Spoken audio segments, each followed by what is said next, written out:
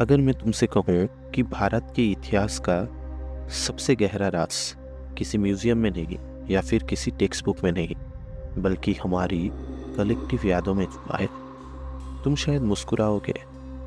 लेकिन आज की ये कहानी सिर्फ एक आदमी की नहीं है। ये कहानी है एक विचार की, एक जुनून की और एक ऐसी आत्मा की जो शायद कभी गई ही नहीं थी। मैं बात कर रहा हूँ सुभाष चंद्र बोस जी की। I do not know how many of us who are going to participate in the coming battles will survive to see India free. जिन्हें हम नेताजी कहते हैं। और सवाल सिर्फ ये नहीं है कि उनका अंत कैसे हुआ, सवाल ये है क्या वो अंत था भी। हिस्ट्री हमें अक्सर डेट्स, इवेंट्स और हेडिंग्स के फॉर्म में सिखाई जाती है। हम याद करते हैं कब क्या हुआ, कौन जीता, कौन हारा। लेकिन हिस्ट्री का एक सच ये भी है, जो चीज़ ज़्यादा पावरफुल होती है उसे अक्सर ज़्यादा केयरफुली छुपाया भी जाता है। और सुभाष चंद्र बोस जी के साथ भी बिल्कुल वही हुआ।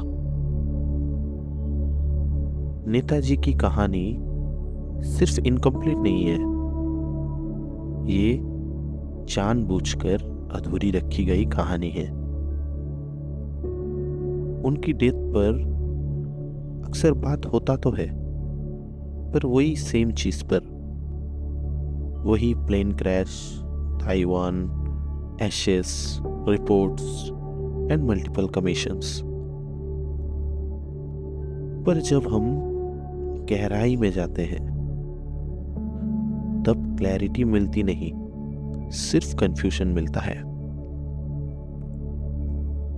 और जब किसी हिस्टोरिकल इवेंट्स में सिर्फ कंफ्यूजन ही कंफ्यूजन हो तो समझ लेना चाहिए वहां सिर्फ एक्सीडेंट नहीं, कुछ और भी था। सोचो जरा, अगर नेताजी का अंत इतना ही सिंपल था तो उनकी फाइल्स इतनी सालों तक सील क्यों रही? अगर सच सबके सामने ही था तो इंक्वायरी के बाद इंक्वायरी क्यों बैठी?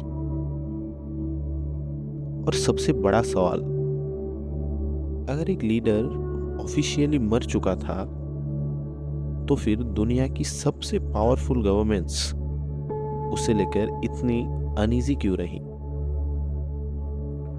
यहां साइलेंस से कोइंसिडेंस नहीं लगता, ये एक डिजाइन लगता है।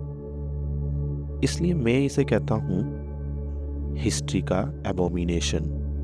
एबोमिनेशन मतलब जब सच को पूरी तरह मिटाया ना जा सके तो इसे इतना तोड़ मरोड़ दो कि लोग खुद ही पूछना छोड़ दे।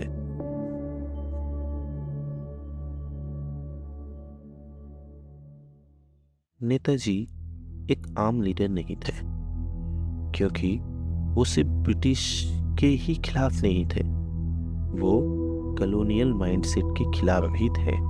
उन्होंने हमें ये नहीं सिखाया कि सिर्फ रूलर्स बदलने से आज़ादी मिल जाती है। उन्होंने ये सिखाया कि जब तक सोच नहीं बदलेगी तब तक चेन भी नहीं टूटेगी। और यही बात हर पावर स्ट्रक्चर को अनकंफर्टेबल कर देती है, क्योंकि जो आदमी लोगों को सिर्फ प्रोटेस्ट नहीं, सेल्फ रिस्पेक्ट सिखा दे वो हमेशा थ्रेट होता है। पावर को सबसे ज्यादा डर होता है एक ऐसे इंसान से जो कॉम्प्रोमाइज करना जानता ही नहीं। नेताजी नेगोशिएशंस में नहीं मानते थे जब बात डिग्निटी की होती थी।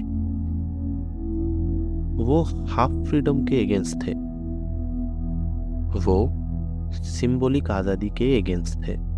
और शायद इसी वजह से उनके अंत को भी सिंबॉलिक बना दिया गया। एक ऐसी कहानी जो ऑफिशियली खत्म तो हो गई, लेकिन इमोशनली कभी सेटल ही नहीं हुई। भारतीय दर्शन के हिसाब से जब किसी कर्म योगी का काम अधूरा रह जाता है तो उसकी एनर्जी डिसॉल्व नहीं होती, वो कहानियों में रहती है, सवालों में रहती है और कभी कभी लोगों के कॉन्शियसनेस में जगती है। शायद इसीलिए नेताजी सिर्फ एक चैप्टर नहीं लगते, वो एक अनफिनिश गूंज लगते हैं। ये चैप्टर सिर्फ एक ही सवाल छोड़ता है, अगर नेताजी का अंत सच में वही हुआ जो हमें बताया गया, तो ये कहानी अब तक खत्म क्यों नहीं हुई? हिस्ट्री को हीरोज पसंद होते हैं, लेकिन हिस्ट्री को अनप्रेडिक्टेबल हीरोज बिल्कुल ही पसंद नहीं होते, और सुभाष चंद्र बोस बिल्कुल अनप्रेडिक्टेबल थे। वो किसी आइडियोलॉजी के पोस्टर बॉय नहीं बन सकते थे, वो किसी एक कैंप में फिट ही नहीं होते थे, और सबसे बड़ी बात, वो परमिशन का इंतजार नहीं करते थे। इसीलिए उनकी कहानी स्टैंडर्ड फ्रीडम नैरेटिव को डिस्टर्ब करती थी। नेताजी चाहते तो एक परफेक्ट लाइफ जी सकते थे। उन्होंने आईसीएस क्लियर की, जो उस वक्त पावर, रिस्पेक्ट और लाइफ टाइम सिक्योरिटी का सिंबल माना जाता था। लेकिन उन्होंने देखा सिस्टम का हिस्सा बनकर सिस्टम को बदला नहीं जा सकता, तो उन्हें वो रास्ता छोड़ना सही लगा जहां लोग जाने का सपना देखते थे। सोचो, क्या यह डिसीजन सिर्फ एक इमोशनल था या फिर डीपली कॉन्शियस डिसीजन था? कंफर्ट उनके लिए टेम्पटेशन नहीं था, कंफर्ट उनके लिए एक डिस्ट्रैक्शन था। नेताजी नॉन वायलेंस के अगेंस्ट नहीं थे, लेकिन वो डिले के अगेंस्ट थे। उनका ये मानना था, जब सामने वाला सिर्फ फोर्स की लैंग्वेज समझता हो तो सिर्फ अपील काफ़ी नहीं होती। इसलिए उनका रास्ता पॉपुलर नैरेटिव से अलग हो गया। और जब भी कोई लीडर पॉपुलर नैरेटिव से अलग होता है तो उसे पहले एक्सट्रीम कहा जाता है, फिर धीरे धीरे साइडलाइन कर दिया जाता है। अभी हम बात करेंगे आज़ाद हिंद फौज के बारे में, जो कि नेताजी के आइडियोलॉजी का एक सिंबल है। आज़ाद हिंद फौज सिर्फ एक मिलिट्री फोर्स नहीं थी, वो एक साइकोलॉजिकल डिक्लेरेशन था। ये मैसेज था कि भारत के लोग सिर्फ पिटीशन लिखने वाले नहीं, फाइट करने वाले भी हो सकते हैं। नेताजी ने यूनिफॉर्म पहना, पावर दिखाने के लिए नहीं, रिस्पॉन्सिबिलिटी उठाने के लिए। उनका लीडरशिप फियर पे बेस नहीं था, वो बिलीफ पे बेस था। और बिलीफ सबसे डेंजरस चीज़ होती है जब वो मास लेवल पे स्प्रेड हो जाए। ब्रिटिशर्स उनसे डरते थे, ये तो ऑब्वियस था, लेकिन सच ये है, नेताजी ने सिर्फ ब्रिटिशर्स को नहीं, फ्यूचर पावर होल्डर्स को भी अनकंफर्टेबल किया, क्योंकि उनका विजन सिर्फ इंडिपेंडेंस तक लिमिटेड नहीं था। वो पूछते थे, आज़ादी के बाद क्या? और ये सवाल काफ़ी लोग पूछना ही नहीं चाहते थे। नेताजी को एक स्टैचू बना देना बहुत मुश्किल है, क्योंकि स्टैचू सवाल नहीं करता, स्टैचू सिर्फ याद दिलाता है। इसीलिए उनकी इमेज को कभी पूरी तरह सेलिब्रेट भी नहीं किया गया और कभी पूरी तरह इरेज भी नहीं किया जा सका। वो बीच में लटके रहे, जैसे एक अनरिजॉल्व चैप्टर।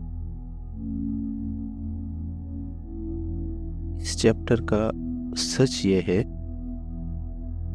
नेताजी प्रॉब्लम इसलिए नहीं थे क्योंकि वो वायलेंट थे। नेताजी प्रॉब्लम इसलिए थे क्योंकि वो डिसिसिव थे, और डिसिसिव लोग हिस्ट्री को फॉलो नहीं करते, वो हिस्ट्री को फोर्स करते हैं बदलने के लिए।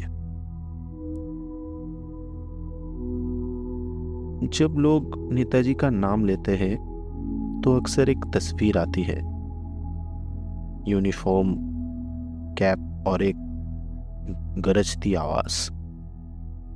लेकिन आजाद हिंद फौज सिर्फ एक मिलिट्री फॉर्मेशन नहीं थी, वो एक मानसिक क्रांति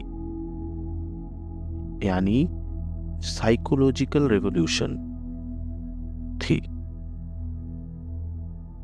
नेताजी समझते थे जब तक किसी कौम को ये एहसास ना हो कि वो लड़ सकती है, तब तक वो कभी सच में आजाद नहीं हो सकता। ब्रिटिश रूल सिर्फ गन से नहीं चलता था, वो चलता था डर से, इन्फीरियरिटी से और इस सोच से कि हम कमजोर हैं। नेताजी ने इसी सोच पर सीधा अटैक किया। उन्होंने कहा, तुम कमजोर नहीं हो, तुम सिर्फ कन्विंस कर दिए गए हो कि तुम कमजोर हो। आजाद हिंद फौज का पहला काम ब्रिटिश से लड़ना नहीं था, उनका पहला काम था भारतीयों को खुद पर भरोसा लौटाना। नेताजी एक बहुत ही डिसिप्लिन पर्सन थे। नेताजी के लिए डिसिप्लिन सिर्फ मिलिट्री रूल नहीं था, वो डिसिप्लिन को कैरेक्टर बिल्डिंग का टूल मानते थे।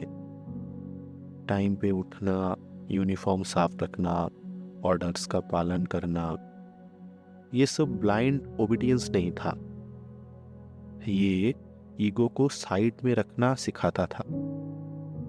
और जब ईगो साइड में चला जाता है तो व्यक्ति सिर्फ मैं नहीं रहता, वो हम बन जाता है। यही स्पिरिचुअल एलिमेंट था आजाद हिंद फौज का, जो लोग अक्सर मिस कर जाते हैं।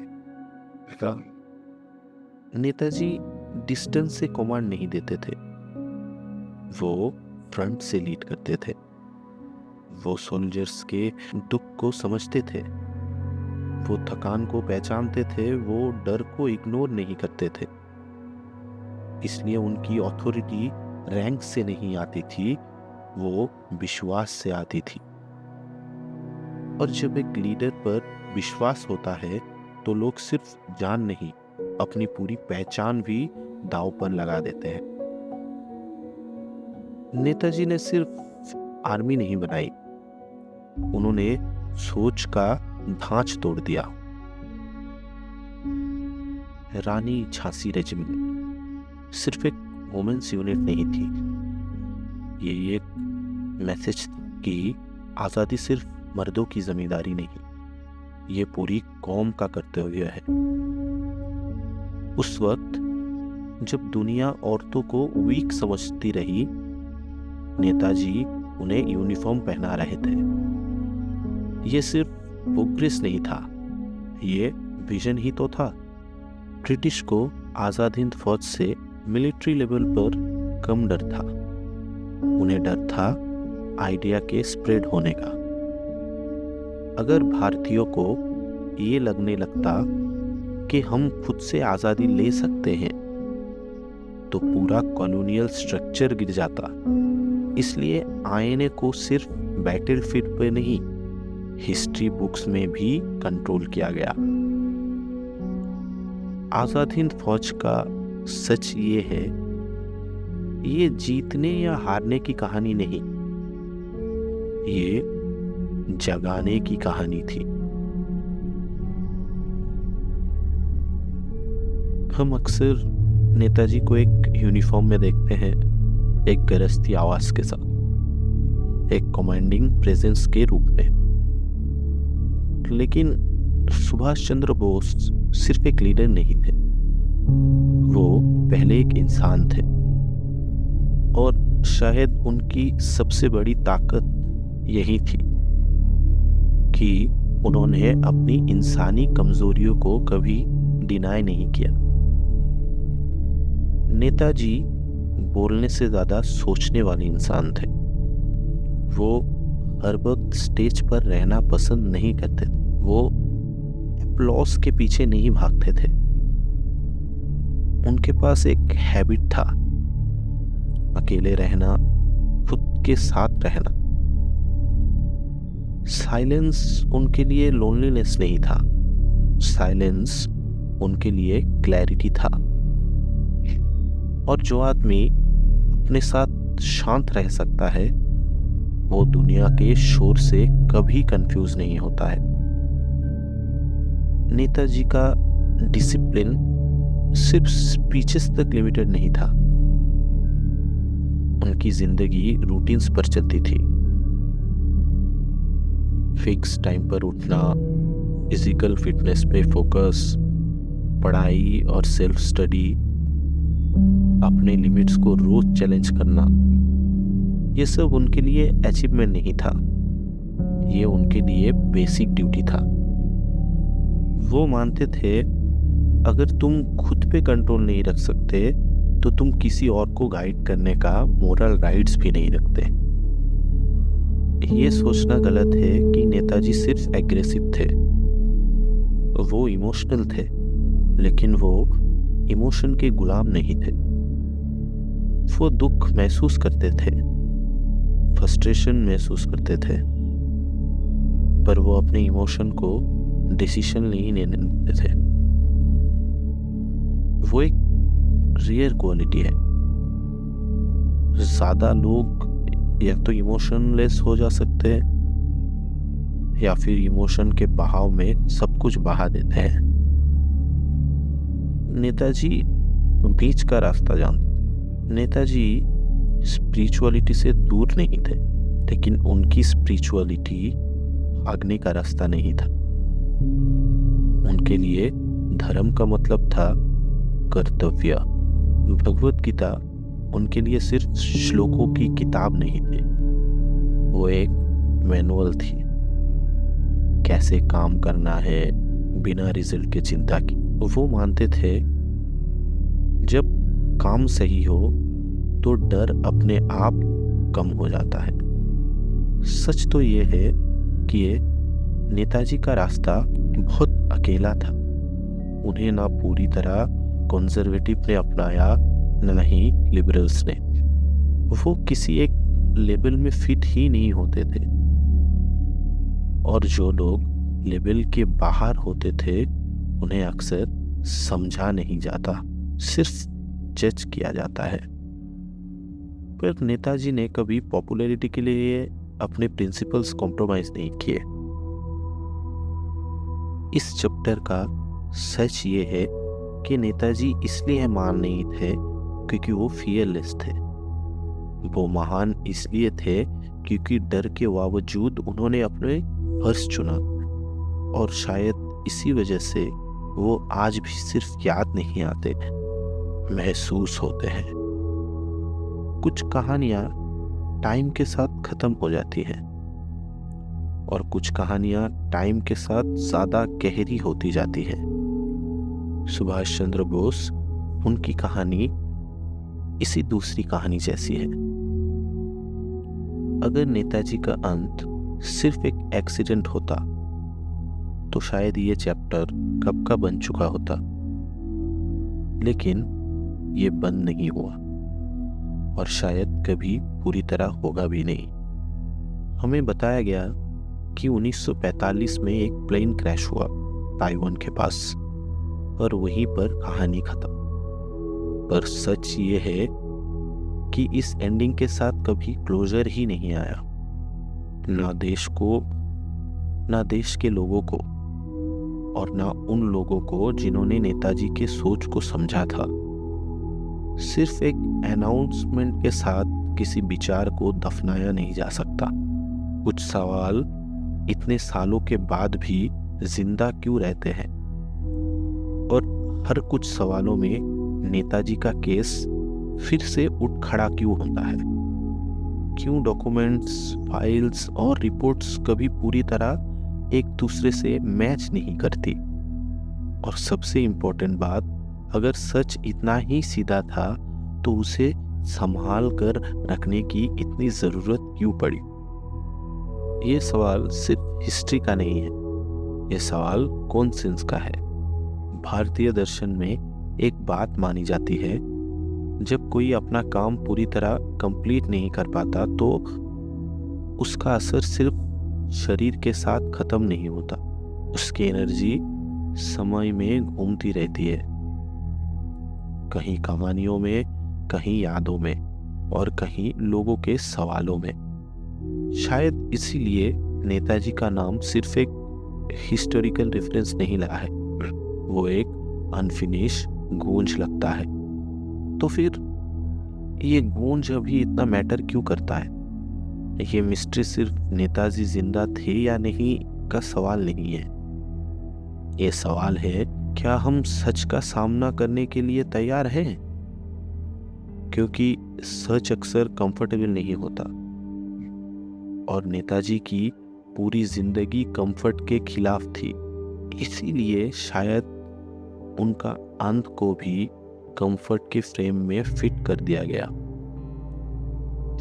कुछ लोग प्रूफ ढूंढते हैं और कुछ लोग प्रेजेंस महसूस करते हैं। नेताजी का केस शायद प्रूफ से ज्यादा प्रेजेंस का। जब भी देश में सेल्फ रिस्पेक्ट की बात होती है, जब भी यूथ सिस्टम से सवाल करता है और जब भी कोई आदमी कंफर्ट छोड़कर रिस्पॉन्सिबिलिटी चुनता है, वहीं कहीं नेताजी की आवाज फिर से सुनाई देती है। इस चैप्टर का सच यह है, हो सकता है हम कभी पूरा जवाब ना जान पाए, लेकिन शायद नेताजी का मकसद भी जवाब बनना नहीं था, बल्कि सवाल बनना था।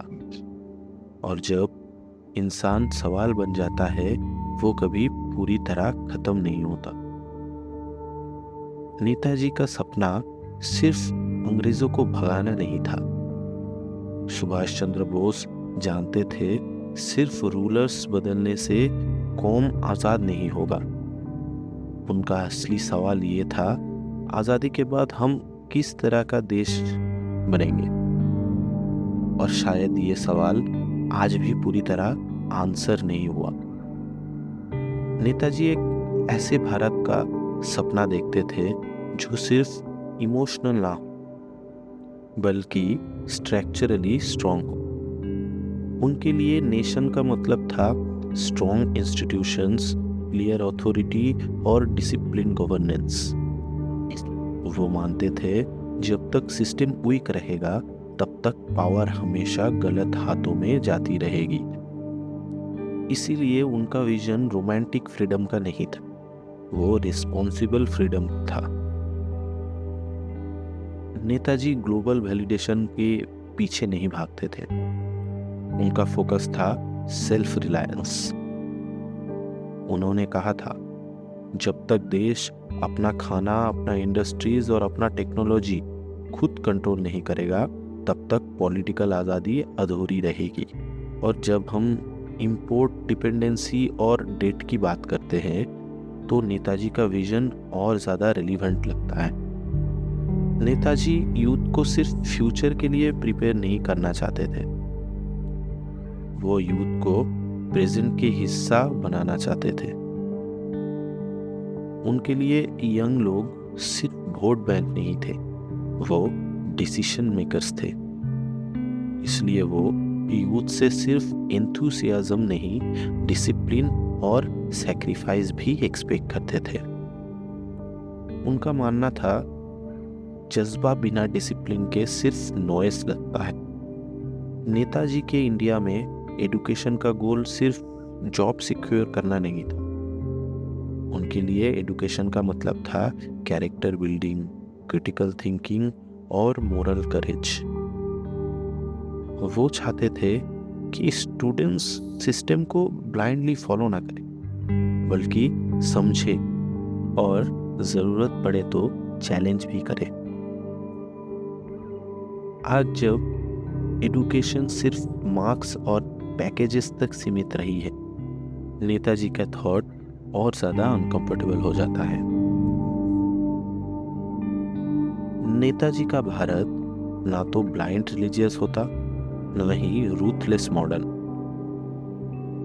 उनकी स्पिरिचुअलिटी भागने की चीज नहीं थी, वो काम करने की शक्ति थी।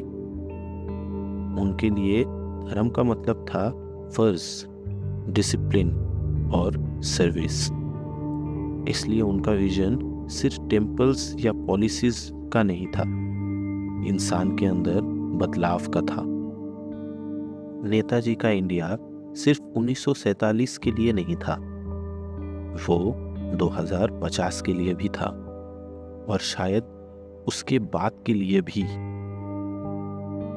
क्योंकि जब भी देश में डिसिप्लिन की कमी महसूस होती है, जब भी यूथ डायरेक्शनलेस लगता है, और जब भी आज़ादी सिर्फ राइट्स तक सिमट जाती है, नेताजी का विजन फिर से रिलेवेंट हो जाता है।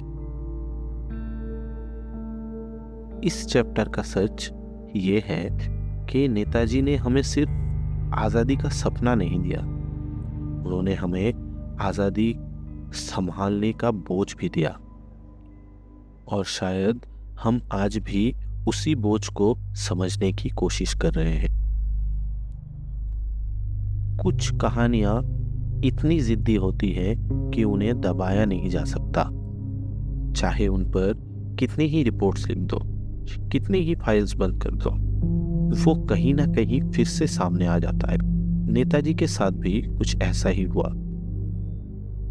और इस कहानी के किनारे पर एक नाम बार बार हुआ, गुमनामी बाबा। उत्तर प्रदेश के फरीजाबाद में एक छोटा सा आश्रम था, ना कोई शोर, ना कोई पब्लिसिटी, ना कोई पॉलिटिकल मूवमेंट। वहाँ एक बाबा रहते थे, सिंपल कपड़े, कम बोलना, गहरी नजर।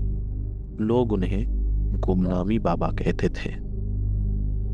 गुमनामी यानी बिना नाम का, और बिना नाम का रहना इस देश में आसान नहीं था।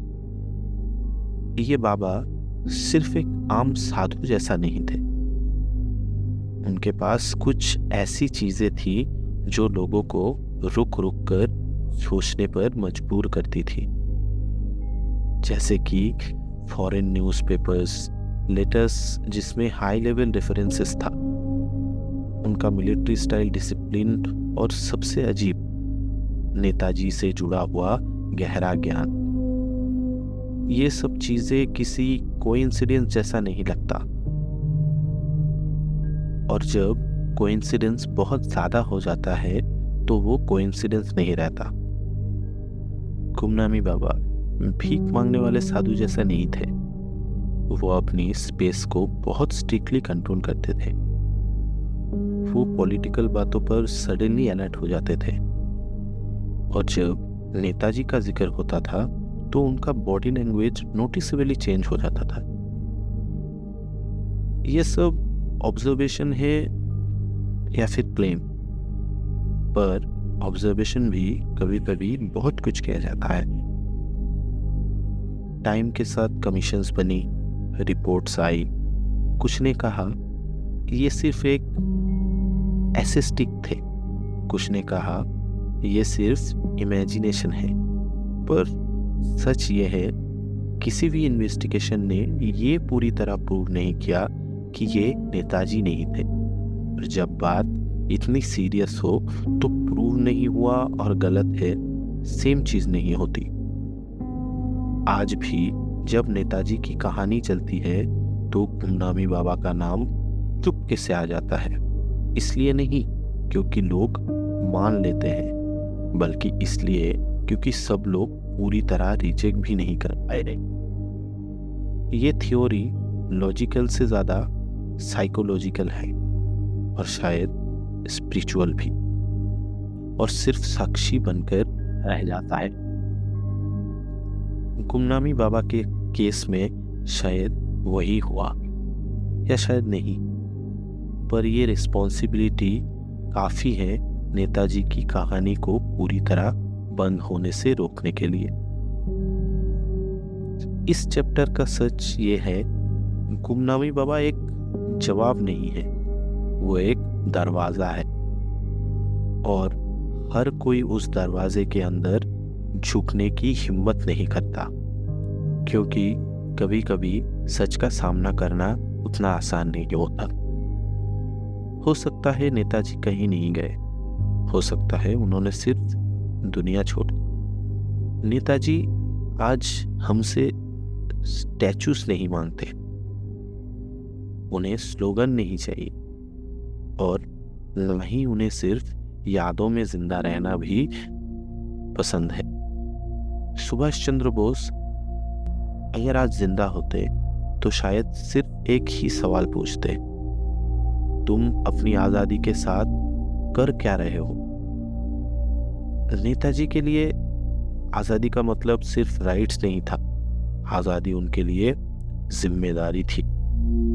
वो हमसे ये उम्मीद नहीं रखते कि हम परफेक्ट हो जाए, लेकिन वो ये जरूर चाहते हैं कि हम अवेयर हो जाए, aware of system, aware of अपनी ड्यूटी और अवेयर ऑफ ये सच कि अगर हम चुप रहते हैं तो हम भी उसी सिस्टम का हिस्सा बन जाते हैं जिससे हम शिकायत करते हैं।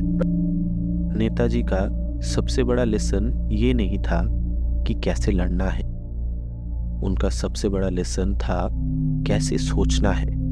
ब्लाइंड फॉलोइंग उनकी फितरत में कभी नहीं थी। वो चाहते थे कि हर इंसान अपना दिमाग यूज करे। आज जब ओपिनियन कॉपी पेस्ट हो जाते हैं, जब सच और कॉन्वेंस के बीच लोग कॉन्वेंस को चुनते हैं, नेताजी का विचार और भी ज्यादा अनकंफर्टेबल लगता है। नेताजी रेवोल्यूशन को कभी रोमांटिक नहीं बनाते थे। उनके लिए रेवोल्यूशन का मतलब था डिसिप्लिन, सैक्रिफाइस और पेशेंस। वो हमें ये नहीं पूछते थे कि हम कितना बोल रहे हैं, वो ये पूछते थे कि हम कितना कंसिस्टेंट थे, क्योंकि बिना डिसिप्लिन के जज्बा सिर्फ शोर लगता है और शोर देश नहीं बदलता। नेताजी के लिए स्पिरिचुअलिटी भागने का रास्ता नहीं था, वो काम करने का तरीका था। वो हमसे ये नहीं चाहते थे कि हम सिर्फ बिलीव करें, वो चाहते थे कि हम बिहेव करें अपने वैल्यूज के हिसाब से। नेताजी किसी एक मसीहा का इंतजार नहीं कर रहे थे, वो किसी एक लीडर से देश बदलने की उम्मीद नहीं रखते थे।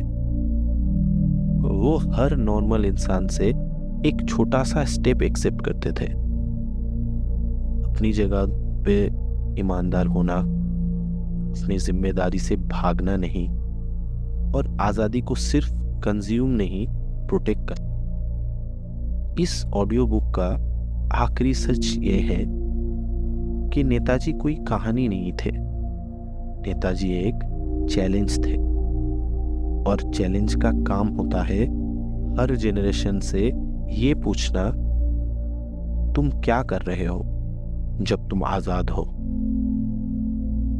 सकता है नेताजी वापस कभी ना आए, लेकिन अगर हम अपना फर्ज निभाते रहें तो शायद उनका काम आगे बढ़ता रहे। ये कोई कहानी नहीं थी, ये मेरी अपनी सोच थी, शायद अधूरी, शायद सवालों से भरी हुई। अगर कहीं पर ये सोच आपकी सोच से टकराई हो या चुपचाप मिल गई हो तो इसे आगे बढ़ने दीजिए, शेयर कीजिए। और अगर आप चाहते हैं कि ऐसी सोच फिर कभी आवाज बन सके तो अपना सोच हमसे शेयर कीजिए और इस चैनल को सब्सक्राइब कीजिए। शुक्रिया सुनने के लिए।